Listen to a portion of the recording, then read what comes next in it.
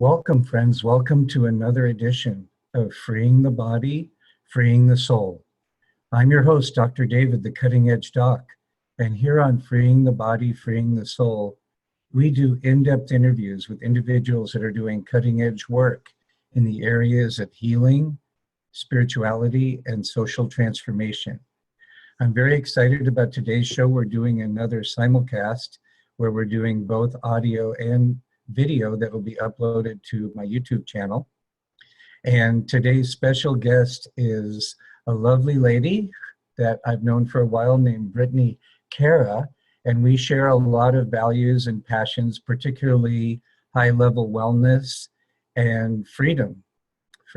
And in particular, Brittney has a special passion for being an advocate for families and individuals with their personal freedom and sovereignty, especially in the area of what gets put into their bodies. And within that, especially the whole issue of vaccine freedom of choice and making sure that people have adequate information about what vaccines really are, what's in vaccines, what the dangers are, what the alternatives are, what people's rights are. And I wanted to give Brittney a major platform here to share herself with you and to get to know her better and to share her work with you. And then also I'll make sure at the end of the interview that you have whatever contact information you need to facilitate access to Brittney and her work. So welcome, Brittney, to Freeing the Body, Freeing the Soul. Thank you so much, Dr. David, for having me on. It's an honor and privilege to be here with you guys today. Good. So as you probably know, one of the things that makes Freeing the Body, Freeing the Soul a little different than what tends to be going on in our soundbite world today is that we're really honoring and resurrecting the art of the in-depth interview, where people really have a chance to get to know you and where we have a chance to give you an opportunity to speak without being on the clock and to let the conversation take on kind of an organic flow.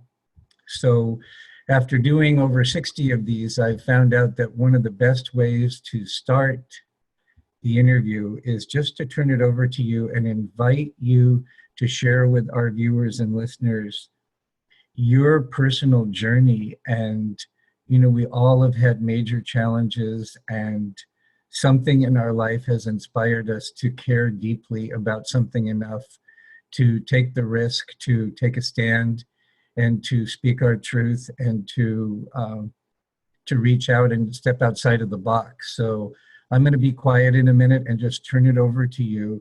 And I'd like you to tell your story in a purposeful way that will create an empowering frame so that later on when we talk about your current work and what's important to you these days, people really have a sense of who you are and where you're coming from. So why don't you take it away for a while?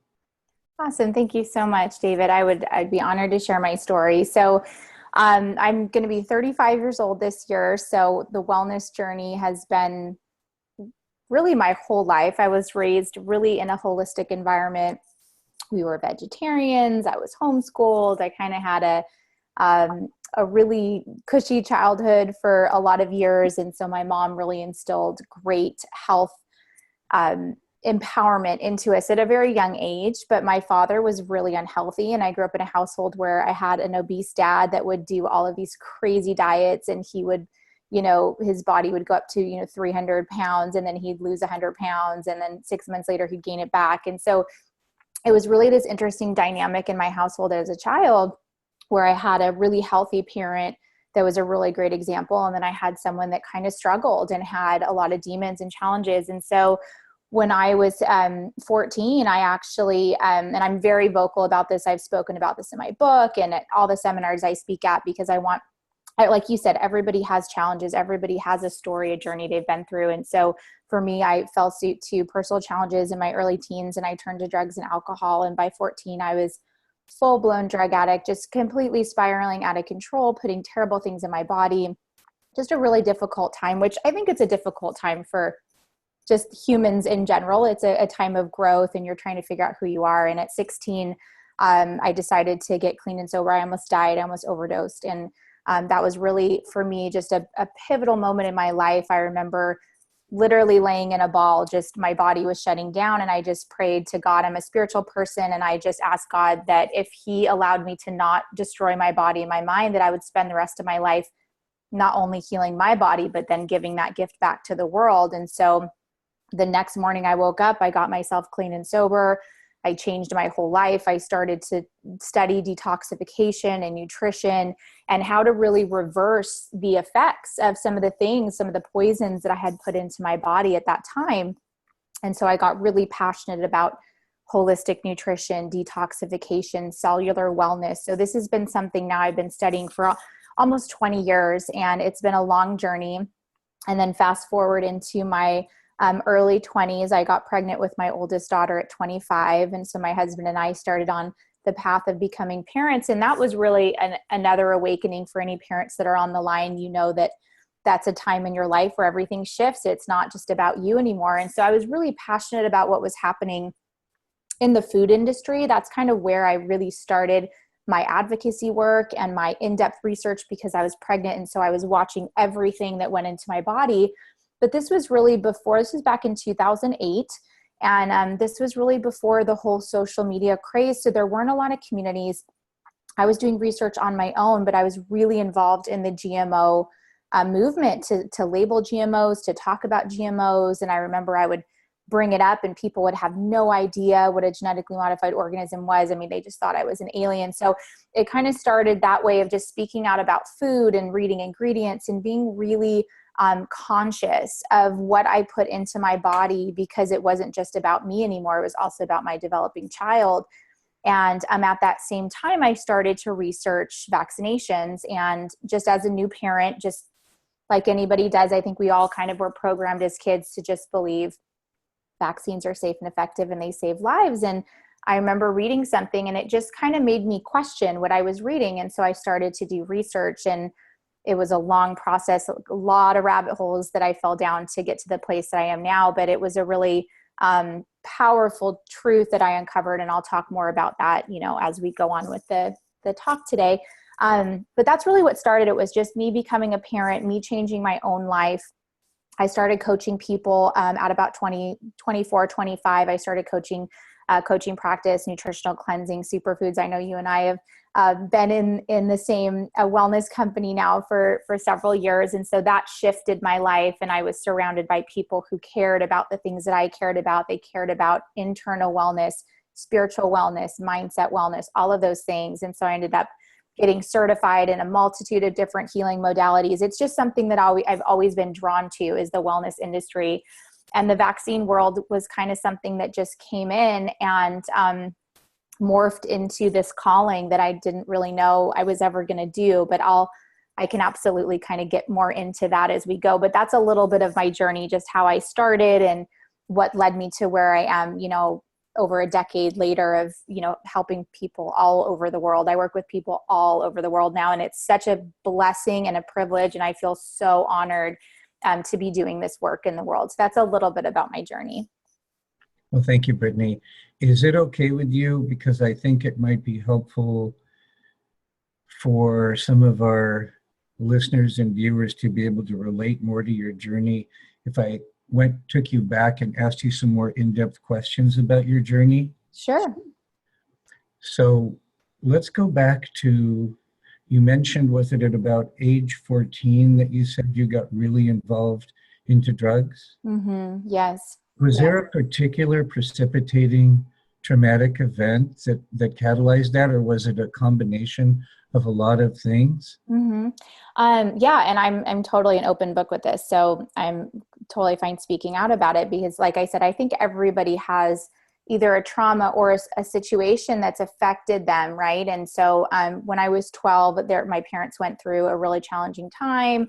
When I was 14, they split up. So it was just a lot of emotional trauma that was going on in my family. Went from being what I would say almost a perfect childhood to like everything just crumbling and just complete chaos around me, and a lot of negative choices from the adults in my life that I was watching.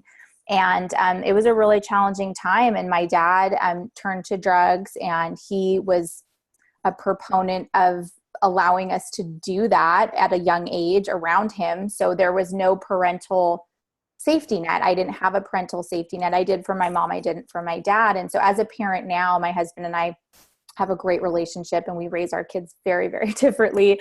But as a parent now, looking back, I go, wow, like no wonder I made some of the choices that I made at such a young age, because there was so much conflicting values. And I'm someone, I don't know if you've studied NLP, David, are you, I know you've done so much in the holistic field. Are you familiar with NLP? Quite familiar. Yeah. So I have a master's certification in neuro-linguistic programming for those that are listening in. And so when I started to look into NLP and research that and get certified in that in my 20s, I was so amazed at how much it uncovered, because we carry our beliefs. The imprint period in the subconscious mind is really between the ages of 8 to 12 years old. And so anything that we saw in those periods of time around health, money, relationships, the world, that kind of forms our subconscious barrier of what we then grow up to be and what we allow in our conscious minds once we're adults. And so once you kind of know that, you can go back in time and start to revisit some of the things that you might need to shift, or some of the belief systems that were maybe given to you by somebody else that, you know what, they just maybe didn't know better, or they had good intentions, but it wasn't the right belief system for you to carry anymore. And so that was a lot of the journey that I did on my own, was just unpacking, like, why did I make those choices? And then looking into the future of how can I shift that belief system, and how can I never make those choices again. And then as a parent today, I have 3 children. I have a 9-year-old, a 5-year-old, and a 17-month-old. How can I teach my children now, in the process of their subconscious transformation, to really create strong, amazing beliefs that are going to guide them and uplift them throughout their life? So that's a little bit about what I went through with that. Thank you. And then you also mentioned at 16, you made a decision to basically get your act together. And then you said you became clean and sober. Mm-hmm. How did you do that? Did you have particular mentors or structures or support systems, or did you just kind of one of those rare people that did it on your own? What was that like? That's a great question. And I know there's a lot of people struggling with addiction. And I think that on all levels of humanity, people are addicted to different things, right? And so as a culture, we have a lot of addictive things coming at us all the time, whether it's technology or shopping or food or alcohol or drugs. It doesn't matter what it is. I think most people are addicted to something. Mine happen to be substances. And so to answer your question, what did I do? I actually did not go to a rehab facility. I rehabbed myself at home. I just kind of have that stubborn mindset. When I put my mind to something and I make a decision, I go all the way. So that's also what led me down the path of getting to that point too, right? Of just like kind of all or nothing. But I knew that it was like this little seed in my soul that knew I was meant for something great. And I don't say that in a egotistical way. I say that in a spiritual way, that I really believe that all of us are here for a divine purpose. And my divine purpose, even though it was stuffed with feelings and emotions and negativity and substances, I still could feel that little spark. So if you're listening to this today and you're going through a challenge, I want you to know, like, I understand that, but there is a little voice in your mind, in your soul, that's your higher self. And my higher self was like, you can do this, you can heal your body, you can get better. So I used tons of affirmations. I started learning about amazing speakers and healers like Louise Hay. And so, getting some of her material and some of her books that are about healing the mind and the body through affirmations and how powerful that is. And I just started studying herbs and detoxification, because here's the reality, you guys, at 16 years old, after I had had a really healthy childhood, I felt like I was 80. I had pains in my spine. I had brain fog. I had memory loss. My skin was a mess. Like, I had a lot of internal situations I was struggling with because of the choices that I'd made for just a couple years. But it shows you how susceptible the body is if we don't take care of it, how quickly it can start to get destroyed. Right. And so herbs, detoxification, acupuncture, I just fell in love, and I became addicted to wellness. I became addicted to feeling good and to drinking water instead of substances. And, all of those things, I just shifted my mindset with what I was addicted to create better, healthier habits. So that was kind of the process for me. It was a lot of different things, and spiritual growth. I don't know if you talk about that a lot on this podcast, but we do. Yeah. If you have any particular mentors or people that have really been important guides for you in that realm of life, I encourage you to share, because it might resonate with some of our viewers and listeners too. Absolutely. Well, I was raised, actually, this is really interesting. I was raised in Self-Realization Fellowship, which is a church that recognizes all religions. And it was founded by Paramahansa Yogananda. I don't know if you're familiar with him. Very much so. Okay. So I grew up at that. I was baptized at that church. My parents had a meditation table in our room, in our living room, with a shrine of the gurus. And so we had Jesus, and we had Krishna, and we had Babaji, and people would come over, and I got teased terribly as a child. I was homeschooled as a vegetarian, and my parents did yoga and meditated with incense. And so it wasn't popular then. It wasn't trendy. Like, it's so trendy now to wear beads and, gemstones and all this stuff. And we always had those things in my house, but it wasn't cool back then. It was definitely different. And so I was teased a lot. And so, I think being raised in SRF, I was always very spiritually minded. I was always aware of how, meditation and breath and the subconscious mind and spiritual growth. And we were raised to believe in reincarnation and all of these things. And today I'm actually a practicing Christian. I've just really delved into Jesus's teachings. And for me, at this place in my life, I am the most connected into that, but I still honor and respect and have love and admiration for any spiritual growth. I really believe there's only, there's one God, there's different paths to get to wherever you want to have that relationship with him. For myself today, it's Jesus Christ. And so that's been an interesting, transformation, but just having that, that ability to kind of navigate that and figure out what was really right for my soul and what really resonated with me, I think was a really pivotal thing in my life. And it's something that I use, and I still go and visit Lake Shrine and Pacific Palisades. It's still a place that I really love. The energy there is beautiful. So that was a really positive thing in my life, for sure. Beautiful. You mentioned about your passion for wellness and studying all sorts of things. And, I had a similar path. And what strikes me now at age 61, looking back on, I would say 42 years of consciously in this life being on the path, is that especially when it comes to nutrition, there's so much nonsense out there. Some of it is just misguided, but some of it is evil. Some of it is just intentionally to mislead. And, fortunately, I have been blessed with a good intuition and probably good guides. And I haven't made too many major wrong turns, and have been guided to some really good stuff. Do you feel like you've had a similar blessing there? Absolutely. So, I've definitely had challenges, like I'm sharing with you guys. And I've had, but yeah, I think just my intuition has always been really strong. I don't know if you're familiar with Indigo Children. Are you familiar with that concept? Yeah. So several years ago, I had a mentor that was my coach for business. And actually, I still coach with him. And we were on a call, and he said, you're an indigo child. And I was like, I don't know what that is. What is that? I'm so intrigued. And so I researched it. And for those of you listening that have never heard about indigos, they're a special soul, like an influx of souls that started to come into this consciousness around the late 70s, early 80s.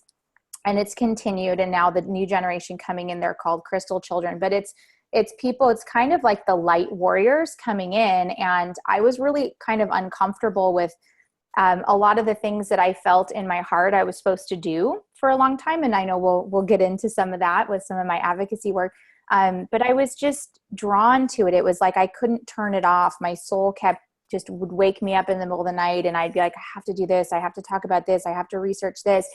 And when I looked into what it is, what it means to be an indigo, you're here for a very specific purpose. And I've now really made peace and have confidence around that this is part of my calling, and it's part of my work. My divine work here is to do the things that I'm doing now. And so as soon as I kind of knew that I remember there's like a questionnaire you can take online. And if you answer 13 out of the 15 questions, you're definitely an indigo. And I answered like 14 out of 15. And I just remember kind of crying and breaking down and being like, wow, I didn't know there was a community of people that also felt this pull, that also felt this energy that something, like we need to do something, and we're here to not fight, because that's, what you resist persists, but we're here to uplift and to inspire and to push the world outside of where we're currently kind of stuck, especially here in the US. So that was really, really transformative for me, and very inspirational to just kind of know about that. So That's beautiful. Yeah. One of my commitments is I'm kind of on the late end of the baby boomers. I was born in 1956. And as I get older and I look at more legacy issues and I look at how to leverage my impact, one of the conclusions that I've come to is that one of the best ways for me to leverage my impact is to do something like what we're doing now, is to make connections with people of your generation, and then the next wave of people that are leaders and who have an affinity for the same values and commitments that I do, and to cross-pollinate what I call intergenerational wisdom.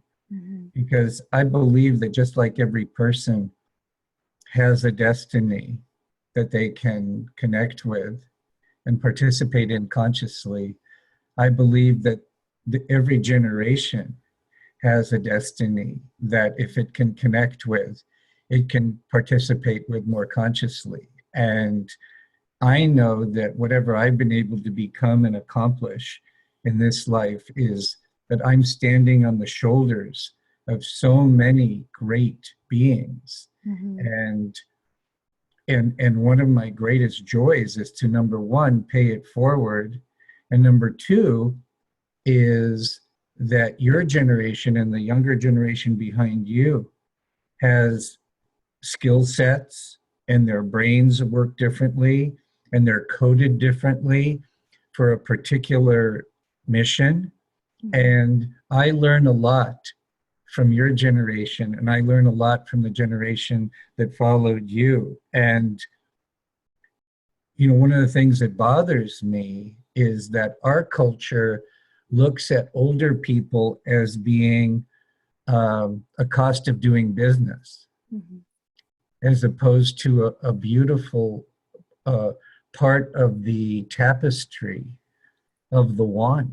And I feel that elders have a lot to contribute, wise elders, just like I feel every generation has a lot to contribute. And so one of the things that I've consciously done over the last 2.5 years, as we've been doing Freeing the Body, Freeing the Soul, is I've been on the lookout for people of your generation and the millennial generation who I really resonate with, and to get to know them better and to maximize the flow of contribution. And, I think one of the things that makes being young today in our world challenging is the lack of inspiring older role models. Mm. Because if society is telling you, you should do this, you should do that, you should do this, but you look at the people that are telling you this and you don't want to be like that when you get older, that creates a lot of cognitive dissonance there. And so, one of the things I really like about the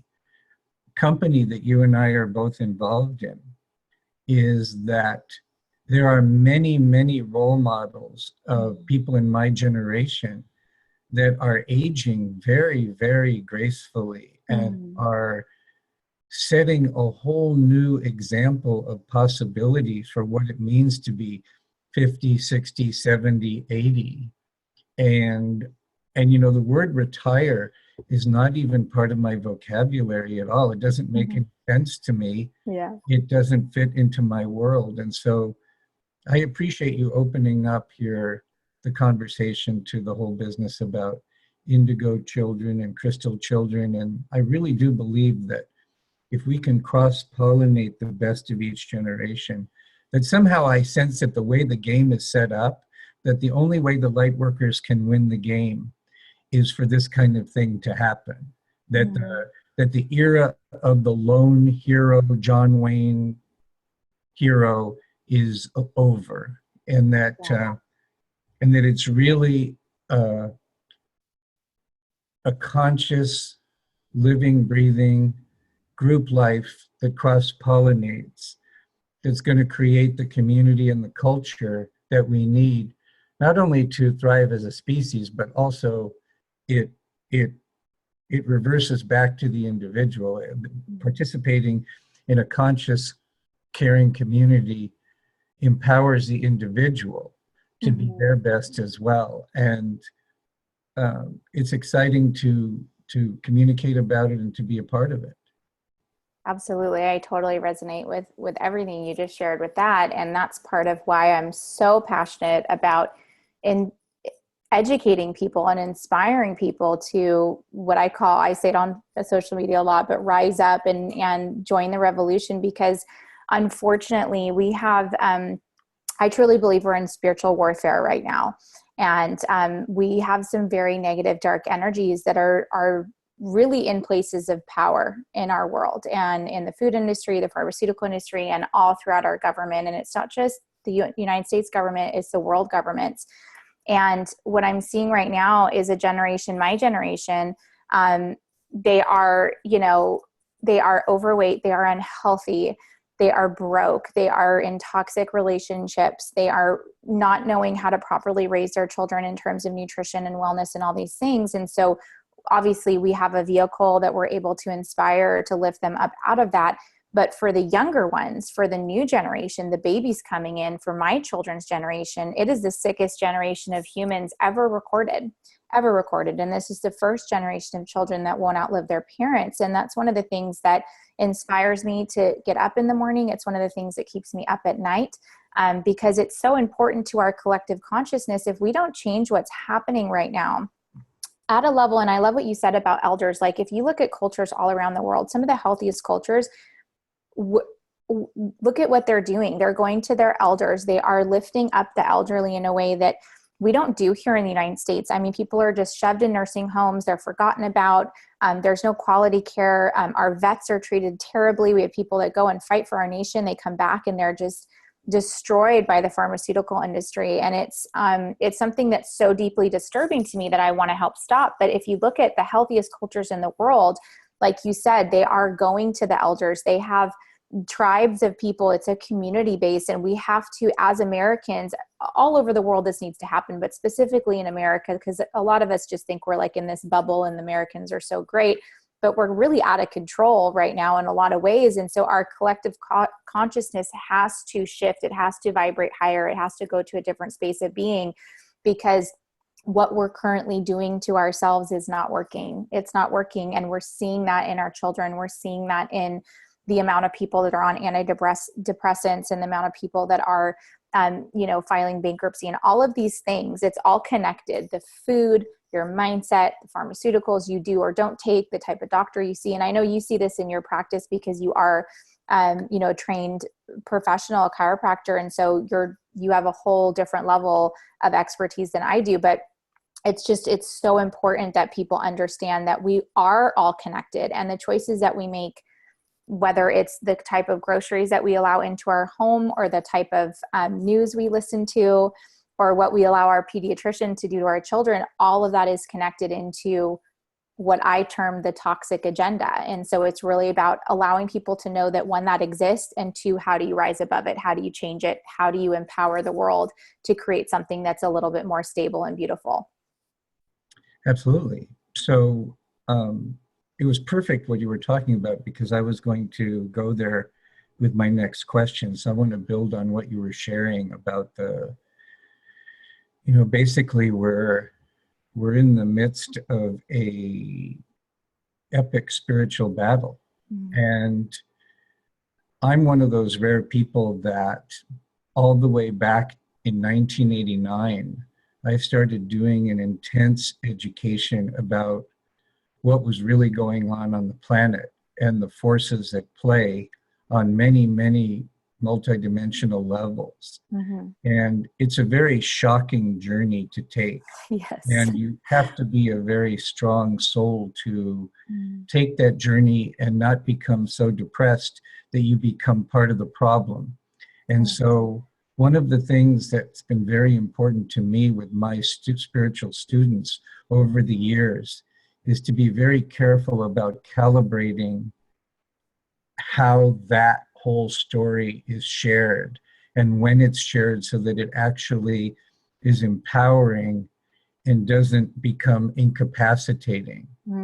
And in your position as a leader of potential leaders, I'm interested in if you go there at all with people about that, and if so, how you go there so that you're not blowing people out of the water. Because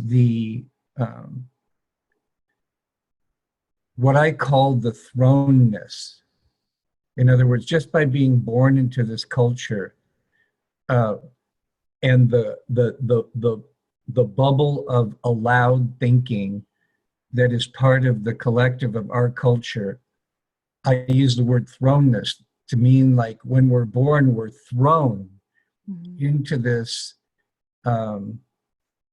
bubble, this matrix of what we can think and what is acceptable to think.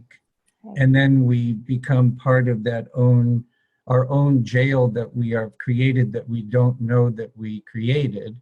And of course, the strongest jail is the one the inmates don't know they're in.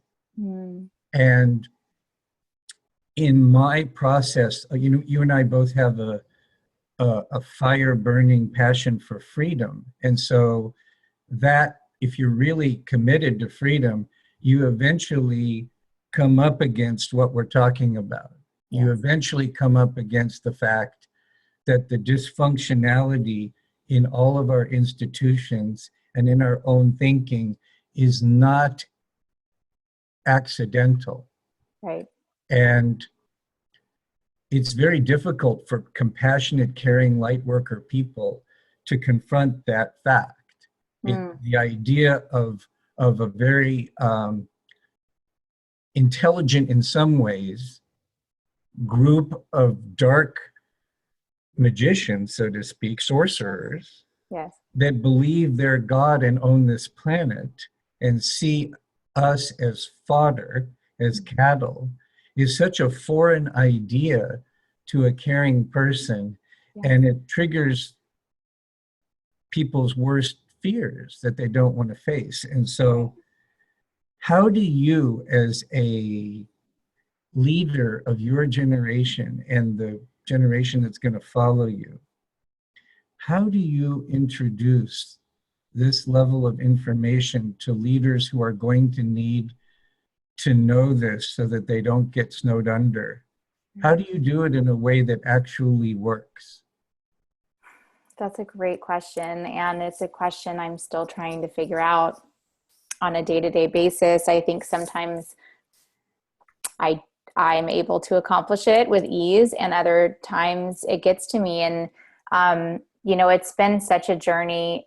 I would say the last 13 years of my life is where I've really been aware of what you're talking about on the deepest level you can go. I've gone to the very, very bottom of the rabbit holes, not just in our society, but like around the world, because it's very similar in all the world governments. And what's interesting is I have a degree from UCLA in political science, and I was always really drawn to politics. I actually thought maybe I would go to law school. I got my minor, I double majored in poli-sci, but then I did a specialty in international law. And so I was always really drawn to just the workings of government. But at that point in my life, in my late teens, early 20s, my college years, I still believed in the sense of America that we grew up believing in, the sparkly, amazing, free, awesome society that we've all kind of been brainwashed to believe. It's a package, right? It's a brand that we've been sold, and most people never question it. They don't ever question, well, what's on the outside of the packaging? Who made the packaging? Who decided the packaging? And so just like we would question food or pharmaceuticals or whatever it is that we were purchasing or buying into, I started to question and start to really delve into the ideals that we had been sold. And like you said, I'm someone that freedom to me, freedom in our divine spirit, physically, emotionally, spiritually, financially, those are divine. You cannot alter. You can try to take those things away from a human soul, but they're unbreakable because they are not of us. It's not of this world. It's of a different world. And so those things are very important to me to keep and hold at the highest integrity. And unfortunately, when I found out just the amount of corruption that was happening, it was shocking, and it's still shocking. And there's nights that it keeps me up. I've cried about it. I've been angry about it. I've had to learn to really just pray about it and channel how can I change this? Because you're not going to stop. It's the top 1% of the world controls the world. And it's actually a very small amount of people. I don't know how far deep you want me to get into this, but go as deep as you want. I'm Mr. Deep. Okay. So, but it's a lot for people if they have no idea what we're talking about. There are certain families, there are certain groups of people that control and run the world, and they're not good. Like, they don't have good quality hearts, I don't think, from what I've learned about them. It's very, very dark and evil, and the longer you go into it, the more disturbing it gets. But you can look at anything that's going on. People don't question. Just take chemtrails. If you talk about chemtrails, you're labeled a conspiracy theorist. But what are the X's in the sky? What do people think those are? I always wonder, people think those are clouds.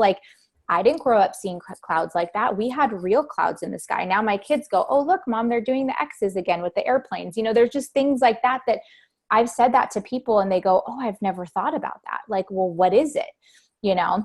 And then you go into that whole, thing of the geoengineering and all the stuff that's happening. So there's so many different levels that we are being lied to. And what's interesting is when you start to question it, the minute you question anything, whether it's our food, our pharmaceuticals, the way our government's run, and most Americans, you talk to them and they'll be like, yeah, the government's corrupt. But the minute you start to question these things, you're labeled a conspiracy theorist. And it's just a brainwashing technique that they've used for centuries. And No, I completely understand all of that. Yeah. But my question has to do, where my question is coming from is one of my passions is servant leadership. Mm-hmm. And so I'm always interested in the question, how do we grow? That's a word, Yeah. like a gardener metaphor. How do we grow really excellent leaders? And so my question is not so much designed for you to talk about the scope of the problem, because I get it and my listeners get it and my viewers get it. That's why they watch me. That's why they listen. But I'm really interested in getting at this question because it's really on the cutting edge in my own life right now. Again, as I'm thinking about legacy issues, a lot of what I'm up to is, because I don't want a bunch of followers, right. I want to grow powerful servant leaders.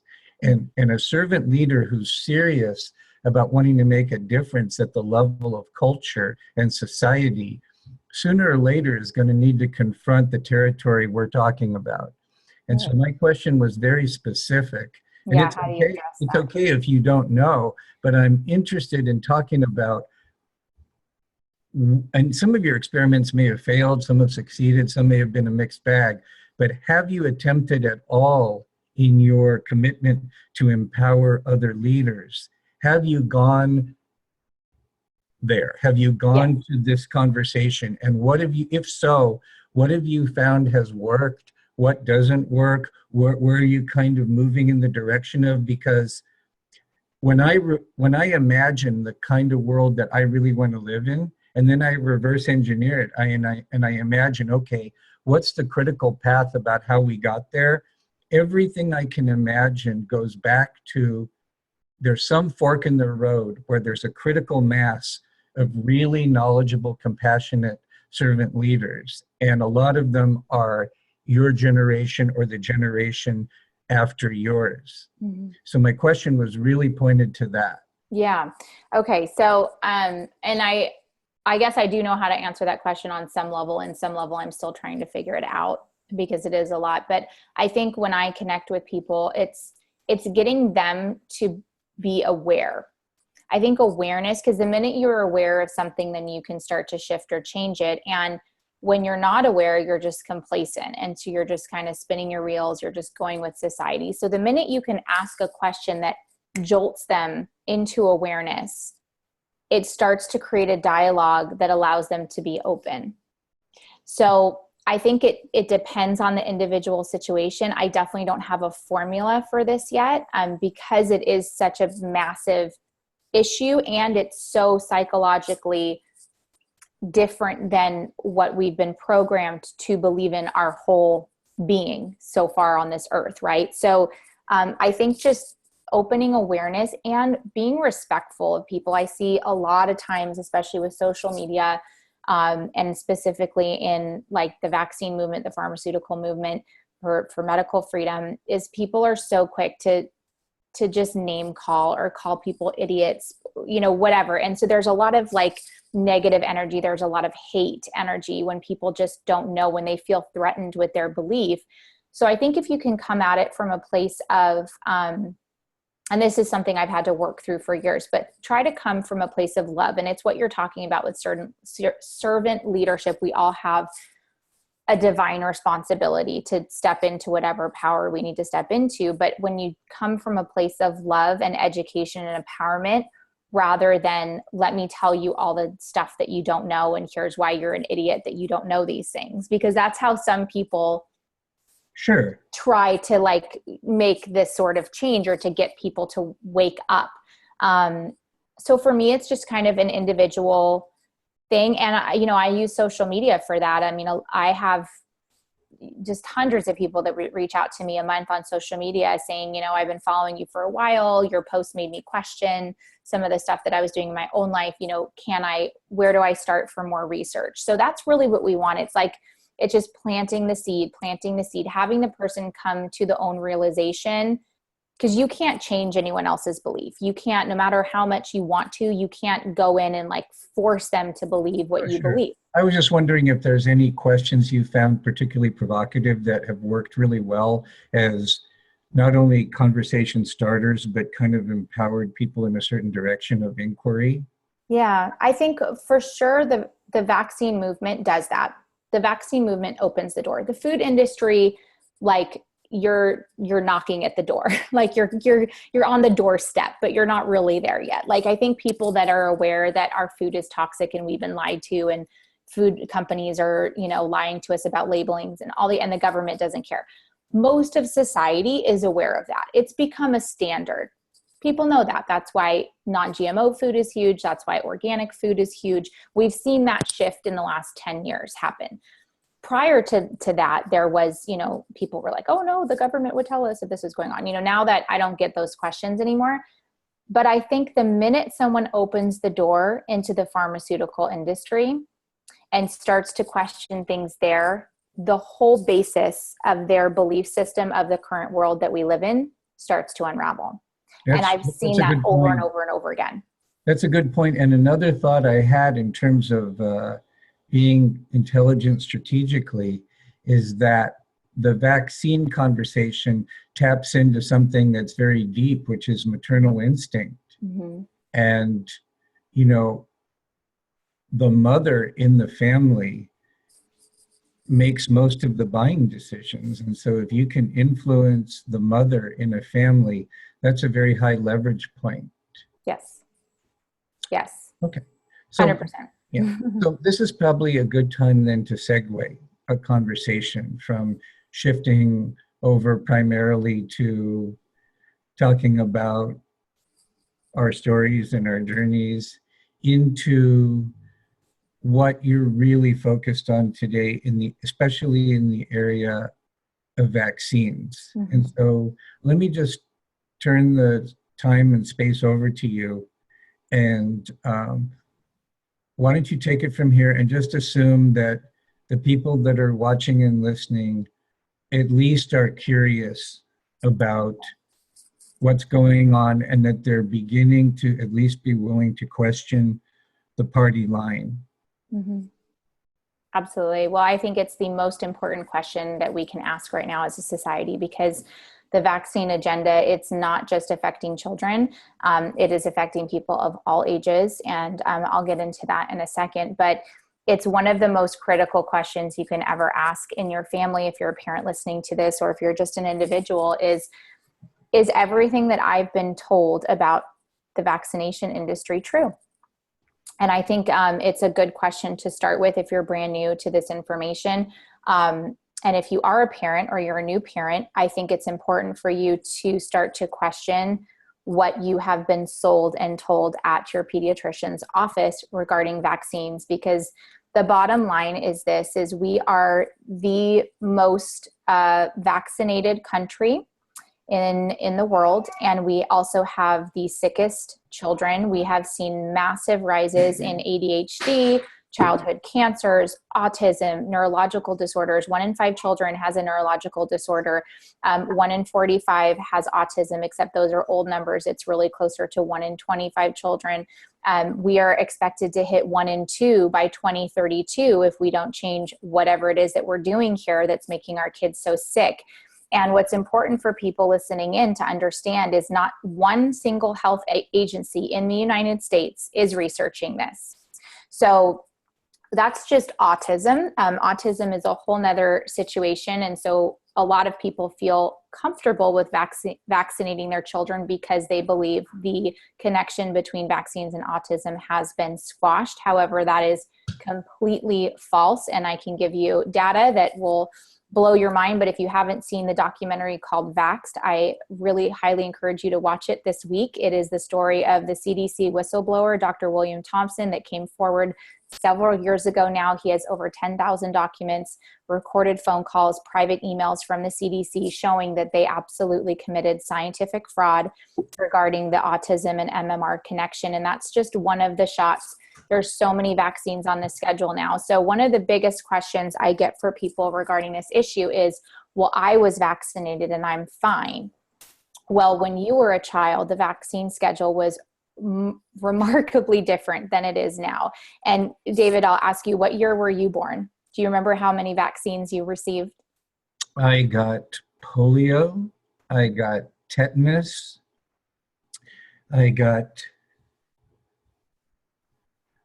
They didn't have a chickenpox vaccine, but they did have a measles and a mumps. Mm-hmm. And I don't know if I got a DPT or not. And that was it. I mean, when I was a kid, I was born in 56. You know, there was no talk about meningitis vaccines. There was no talk about hepatitis vaccines.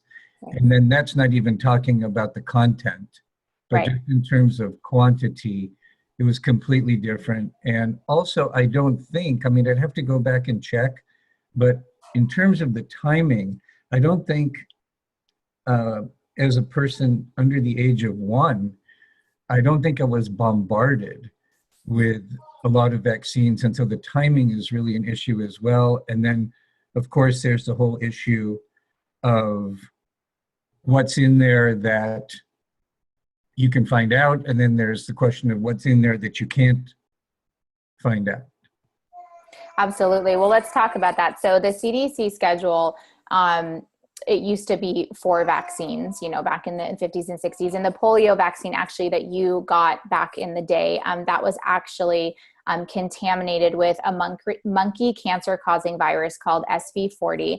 And for those of you listening, if you haven't gone down this research, you definitely deserve to. It infected over 100 million Americans with cancer. They can actually take swabs from most of the cancers that they're seeing now, brain cancer, stomach cancer, all different sorts of cancer. And a lot of it will test positive for the SV40 virus. Now, the CDC has since come out and publicly stated that they knew about it prior, and they didn't pull the plug. They let 100 million people be injected with a cancer-causing vaccine. So you can go back in the CDC fraud for as long as you want to go back. I mean, it's definitely deep-rooted. But going forward to today, our children receive, between 36 and 38 shots in their first year of life. That depends if you get the flu shot or not.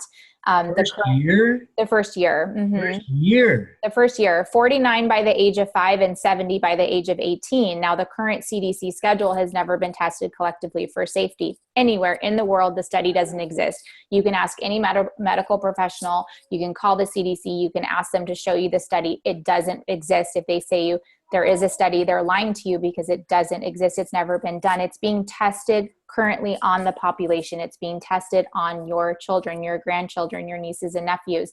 It's never been proven to be safe. So that's the first issue. Can I interrupt you for a minute? Yes. So that would never be allowed if it was categorized as a drug. No. Great point, David. So vaccines are tested differently than regular pharmaceuticals. Regular pharmaceuticals have to go through long-term, double-blind, placebo safety studies before they're put on the market. And we know that there's a ton of problems with pharmaceuticals. Pharmaceuticals kill and are so addictive to so many things, but at least they go through this long-term process. Vaccines are categorized differently. They're biologics. They are a different class in terms of how they are formulated and how they are tested. So they actually do not have to go through any long-term placebo-based studies. Actually, none of the vaccines on the market have ever been tested properly with a true placebo. And what I mean by that is a true placebo is what? It's not the actual thing that you're testing against, right? It's a saline solution, salt water, whatever. Vaccines are tested against the adjuvants that are in the vaccine. So for example, the Gardasil, the HPV vaccine was tested against aluminum. So the adverse reactions didn't show, there were still adverse reactions, of course, but they weren't as massive as had they used a true placebo, a saline solution, or whatever. In a true test study, somebody gets the medication, somebody doesn't. But in vaccine safety trials, either they're testing them 2 vaccines against each other, or they're testing it against an adjuvant that's in the vaccine. So it's completely just, it's not even basic science from like 9th grade. You know what I mean? They're not even doing that. Yet they're telling us vaccines are safe and effective. Take your beautiful, healthy child you just brought into the world that's 6, 7, 8, 9 pounds, and let's give them 9 shots in a day. It's perfectly safe. Don't ask questions. If you ask questions, you're an anti-vaxxer and you should have your children taken away. This is the culture that parents are currently in. And I actually have some disease rates here because I'm actually teaching a class about this right now. So I just want to share this with you guys, because one of the lies we've been told is vaccines save lives. Vaccines are safe and effective, right?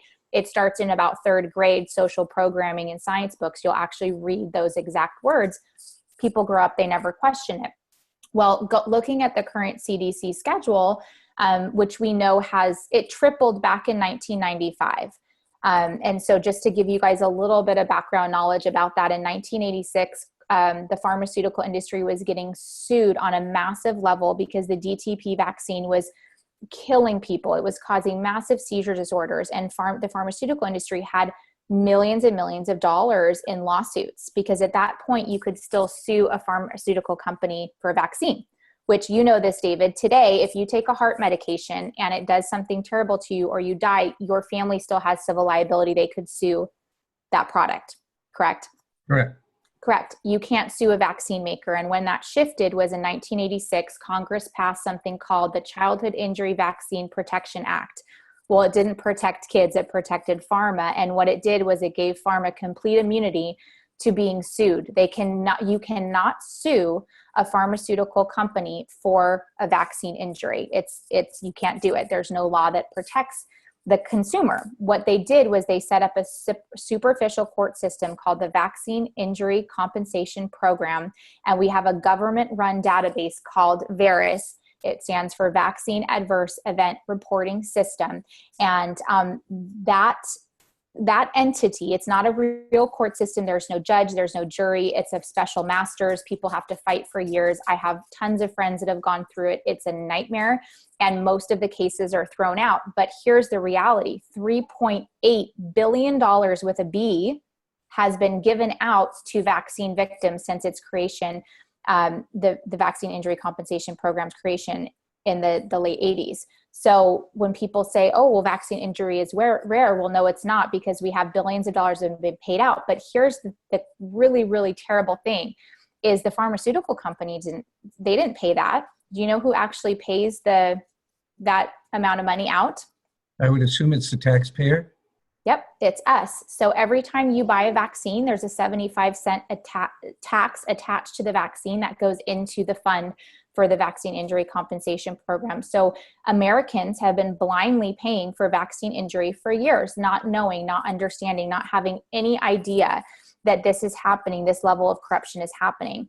So really quick, I just wanted to share with you guys the death rates from the vaccines that are currently on the CDC schedule, because people don't understand that not only vaccine injury is massive, and we can talk about that, but vaccine death is massive. Vaccines kill a lot of people, Can you even intelligently talk about the death rates of these in isolation? Because so many of these vaccines are given all at once. Mm-hmm.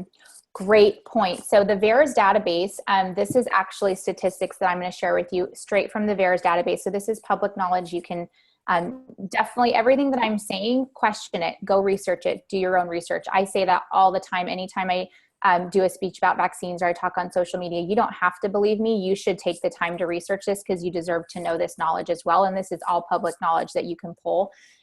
So it's really hard to know because things are given in combination, but VAERS sometimes will show that. But I just was listening to a conference the other day with Dr. Suzanne Humphreys, who's a brilliant physician who speaks out all over the world about vaccine injury. And she's a huge advocate in our movement. And she said that less than 1% of vaccine injuries are actually reported to VAERS. So it's a very, very low percentage that's reported, but listen to these numbers and it's going to blow your mind. So the polio vaccine, there was 1,394 deaths. So 1,394 deaths between 1990 and 2017, just from the polio vaccine, plus an additional 518 deaths when the polio vaccine was combined with another vaccine. Okay, so that's over 2,000 people. That is highly significant, highly significant. It's numbers that you'll never, ever hear on the news, but you should know that.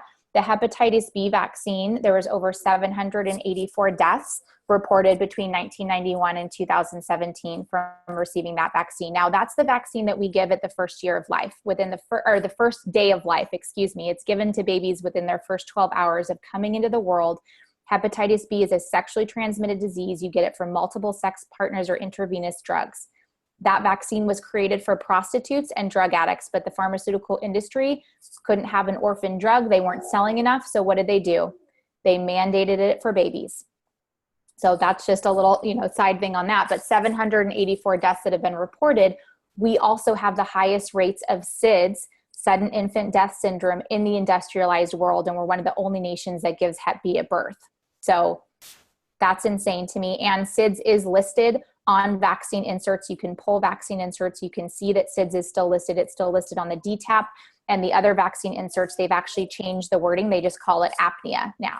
But apnea is, as a medical professional, David, what is apnea? You stop breathing. You stop breathing. What is SIDS? A baby stops breathing and they don't know why. So that's one of the main MOs of the dark forces, is to twist the meaning of words and to obfuscate the original meaning of words. I hear now they're coming up with another word for high fructose corn syrup. They are. It's called isolated fructose is what they're calling it. And they did the same thing with autism. So autism used to be listed on the vaccine inserts. It still is on some, you can find old inserts on Google, you can pull them and read it yourself. And autism is still listed multiple times on the VAERS database. And lots of families have been paid out through the VCIP for autism related vaccine injury. So when people say vaccines and autism are connected, like they just haven't done the research. But now on the inserts, it doesn't say autism anymore because they know that's a trigger word for the population. It says encephalitis. Well, what is encephalitis? Encephalitis is swelling of the brain. It's brain damage, which is the later diagnosis of the behavioral problem of autism. It's the same thing. You know, an idea that I have for you, if you haven't done it, is put together a video or an ebook which lists these correlates, so that the consumer can know, Yes. And also when they're sharing with others. One thing I want to make sure that we've got about 20 minutes left. One thing I want to make sure you cover before we sign off on this, or we could do a second interview if you wanted, is what do you recommend, especially for people in California who want to just say no to this system without having their kids taken away? You know, up until about a year or two ago, you could get out of this game based on your spiritual beliefs. Right. But now they've taken that away. And so now it has to be based on a medical reason. And so now you have to find, I believe, either a medical doctor or an osteopath. I don't know if they still allow nurse practitioners or if they've taken them out of the game, who is willing to put their butt on the line and sign that they believe that it's medically unwarranted. Do you have a list of doctors in California that are willing to provide that service, or how do you help the people in California? Yeah, absolutely. Those are all great questions. And so for those of you that don't know, in January of 2016, SB 277 passed, and that was revoking the parental rights in our state for our children to go to school if they were either partially vaccinated or unvaccinated. A lot of families want to partially vaccinate. They don't want to follow the full CDC schedule, or they do a delayed schedule. That's very popular, all those things. That was taken away by Senator Richard Pan and Ben Allen. They drafted a law that stripped the parental rights. So now parents are only left with medical exemptions. They're very difficult to get. Physicians are completely bullied into not giving them. They use Dr. Sears. He's an amazing advocate in our community. He was writing medical exemptions, and the pharmaceutical industry used him as an example and basically threatened to take his license away, much like they did with Andy Wakefield with the MMR, and his Lancet study back in the UK in 1995. So I do help a lot of families. I do have a list of doctors that I work with that are open to doing it. If your child has severe allergies and you have a history of autoimmune disease, of cancers in the family, if your child already had reactions and you don't want to continue to vaccinate the child, or you don't want to continue to vaccinate a sibling based on the reaction, it's very important that people be aware that medical exemptions are still available, but they are hard to get. So if you're listening to this and you are a parent and you're looking for that and you're in California, you can reach out to me. I am bombarded with messages, so it is hard for me to get back to everybody personally, but I always try to. I know we're going to give out my information at the end of this talk today, and you can always look me up on Facebook, Brittney Kara. And there's hundreds of messages that I get. I always try to get to the people in California first, because I live in California. I have 3 children that were affected by this law, so my heart goes out to those people. Our family was very blessed. We were able to get medical exemptions for our children, but it's only a matter of time before Big Pharma comes after that, or they come after homeschooling. Like, not everybody can homeschool, and that was an option that was originally drafted on the initial bill, was homeschooling was included. And so we were able to get amendments and pull that off of the bill. And so they allowed people to still, not vaccinate their children in homeschool. But for a lot of families, it's not feasible. It's not, 2 families that are working, 2 parents that are working. A lot of people just don't want to homeschool. They don't feel like they have the proper resources. So it's not an option for everyone, and it's ridiculous. So that's what happened in California. It all stemmed from the measles outbreak at Disneyland, which, I don't know if you know this, David, but my family was actually at Disneyland the day that it actually potentially spread the measles, which is so funny because my children are unvaccinated and none of us contracted the measles. If we had contracted the measles, I wouldn't have freaked out, because measles in a healthy functioning immune system is a 4-day rash. It's not deadly for most healthy people. And the MMR vaccine can shed for months. When people get the MMR vaccine, it's a live virus vaccine, and it can shed off in saliva and sweat off onto the population. So the MMR actually spreads measles far more than unvaccinated children, which is just, it's another lie, basically. Oh, yeah, it's a racket. I don't know if you're old enough to remember what happened about 20 years ago when they were pushing the Prozac drugs, and they wanted to make it impossible for people to buy tryptophan. And so what happened was there was a tainted batch of tryptophan, and people developed something called eosinophilic myalgia, and they used that as justification for about 20 years. You couldn't go to the health food store or online, and you couldn't buy tryptophan, which with the right cofactors converts to serotonin. Right. And so about 5 years ago that changed, but it's that same old problem, reaction, solution gambit that they do all the time. They do it all the time. And you can look into the cancer industry. The cancer industry was something that I was really, really passionate about for a long time. I mean, I still am, but I think now that I know the connection between vaccines and cancer, I've shifted my focus a little bit, because the cancer industry is just an arm of the pharmaceutical industry. But people listening to this, you should be aware that the vaccine industry is the largest, most profitable arm of the pharmaceutical industry. So if you've ever questioned big pharma or their intentions, yet you still believe vaccines are safe and effective, I would encourage you to question your thinking with that, because we already talked about the testing.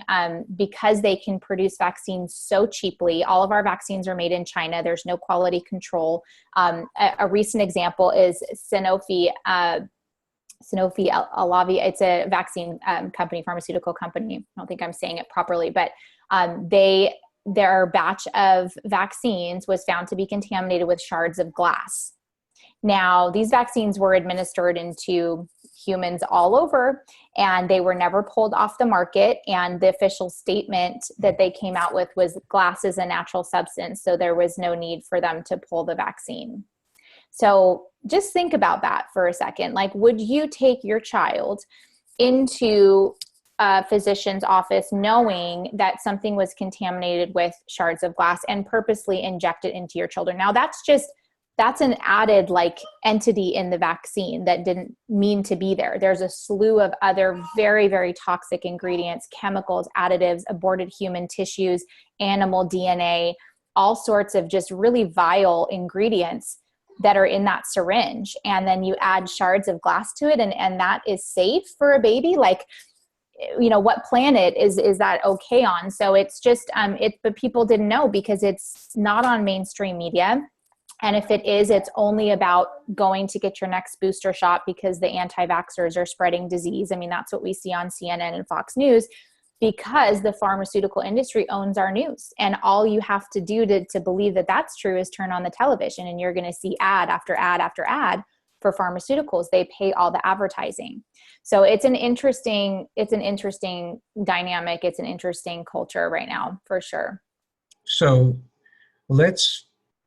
I think we've established that there's a high likelihood that either you and I are completely insane or that there is a real problem.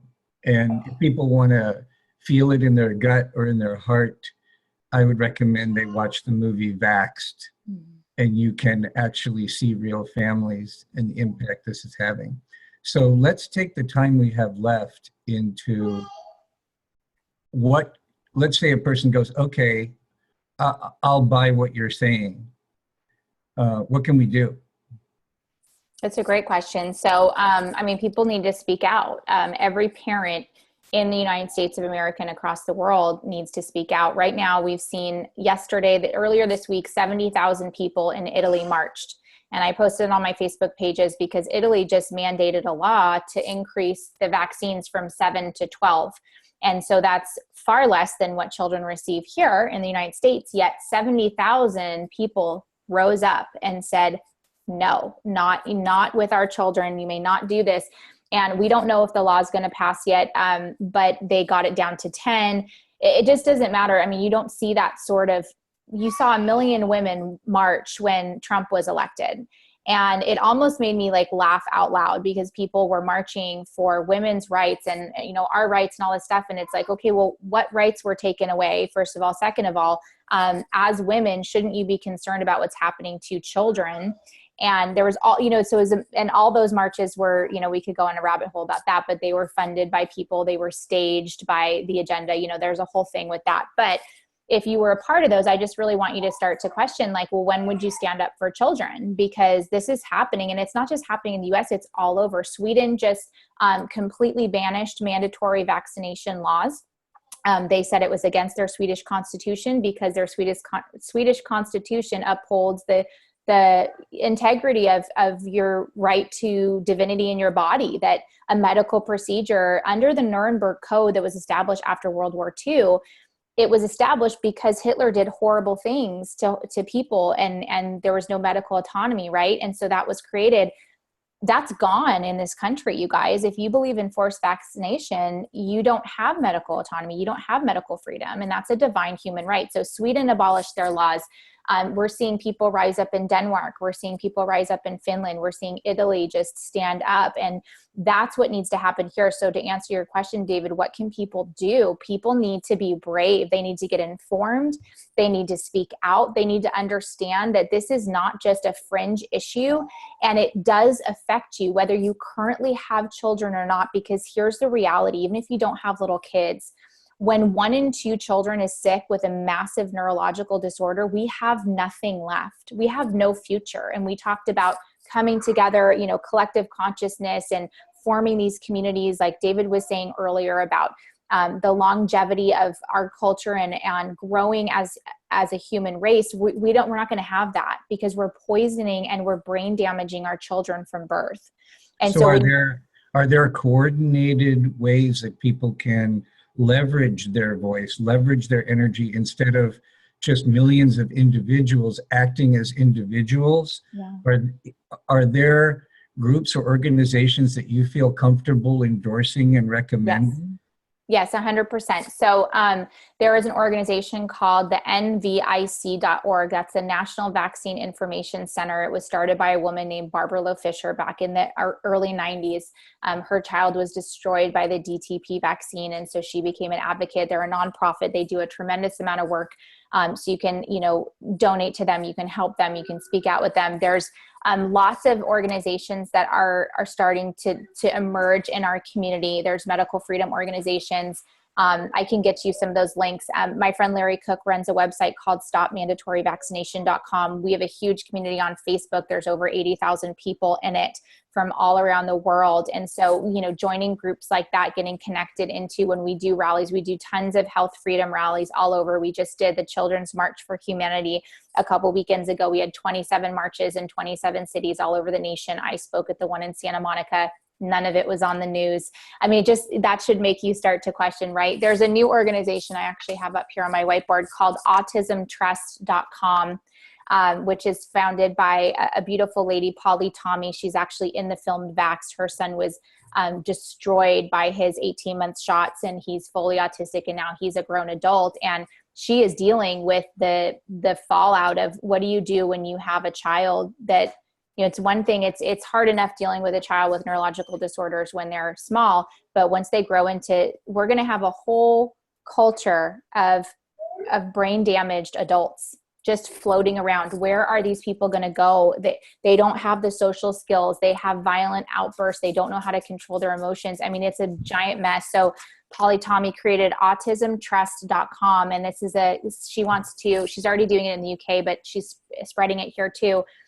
Community centers where families with autism can come and they can basically have a tribe that helps raise their child. So if something happened to them and they passed away, their child is still protected. It's not, you know, going to end up being a street person roaming around, because that's what we're going to see, David. In the next 20 to 30 years, we're going to have massive amounts. sorry, my dog is barking, massive amounts of homeless people, because where are these children going to go when their parents pass away? So it is a social responsibility that needs to be heavy on all of our hearts. So there's a lot of ways to get involved. You can always find me on Facebook and reach out. There's new organizations coming up all the time. There's a gentleman named Del Bigtree. He does a show called High Wire now. He's great. He's a huge activist in our community and movement. He's starting a nonprofit. So a lot of people we're trying to figure out what to do, right? We're trying to figure out how we can create these communities to help stop it. But it's a massive, massive problem for sure.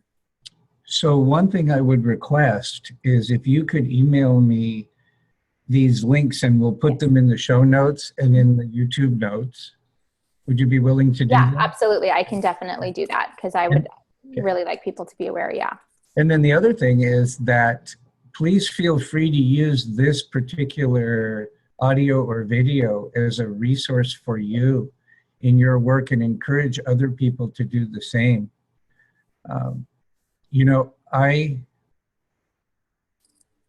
There's just very few things that move me more than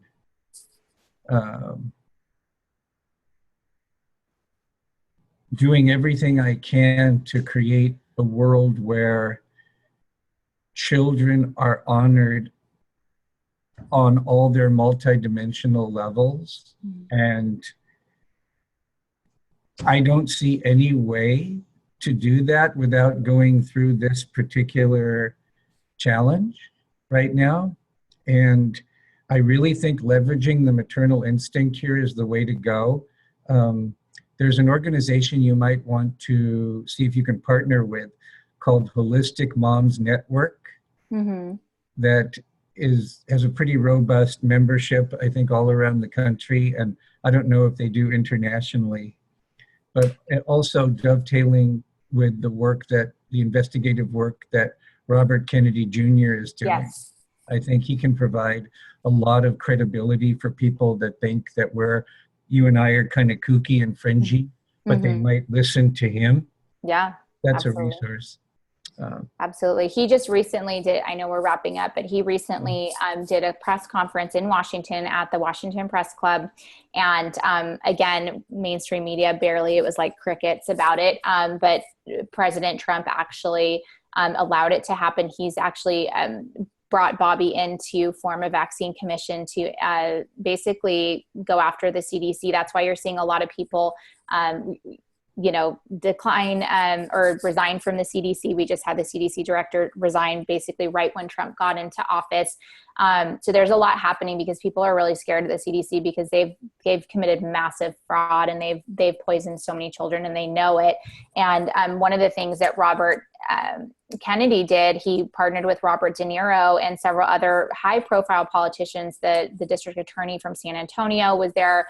Very high profile people speaking out, and Robert De Niro and Robert Kennedy offered scientists all across the nation and world $100,000 if they could produce a study showing that the current trace amounts of mercury that's still in the multi-dose flu shots that are given and pushed on pregnant women in this nation every day prove that it's safe. And so far it's been crickets. Now that was, I don't know how many months ago, probably 4 or 5 months ago now, but people forget about that. They offered $100,000 reward and nobody was able, because it's not safe and there's no safety testing showing that mercury isn't toxic. And for those people that are listening that think mercury is out of the vaccines, you're wrong. There's still trace amounts. The CDC website will even tell you there's still trace amounts.